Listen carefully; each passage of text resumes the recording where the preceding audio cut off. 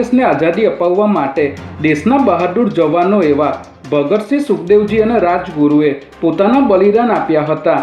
23મી માર્ચે આ ત્રણેય સ્વાતંત્ર્ય સેનાનીઓને અંગ્રેજોએ ફાંસી આપી હતી, જેથી ભારતમાં દર વર્ષે 23 માર્ચના રોજ શહીદ દિવસ મનાવવામાં આવે છે। ત્યારે આજે શહીદ દિવસ નિમિત્તે આમ આદમી પાર્ટીના નરોડા વોર્ડ નંબર 12ના ઈચ્છુક ઉમેદવાર ગૌતમભાઈ બી ત્રિવેદીએ શહીદ ભગતસિંહ, શહીદ સુખદેવજી અને શહીદ રાજગુરુને શહીદ દિવસની શ્રદ્ધાંજલિ અર્પણ કરી ખૂબ ખૂબ વંદન કર્યા હતા।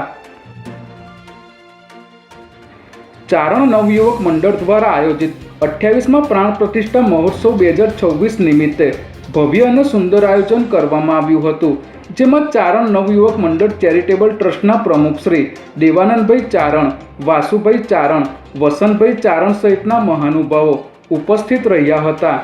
આ પ્રસંગે ચારણ નવયુવક મંડળ ચેરિટેબલ ટ્રસ્ટના હોદ્દેદારોનું સ્વાગત કરવામાં આવ્યું હતું, તેમજ વિશેષ મહેમાન તરીકે ઉપસ્થિત રહેલા આમ આદમી પાર્ટીના નરોડાના ઈચ્છુક ઉમેદવાર ગૌતમભાઈ બી ત્રિવેદીનું શાલ ઉડાડીને સન્માન કરવામાં આવ્યું હતું।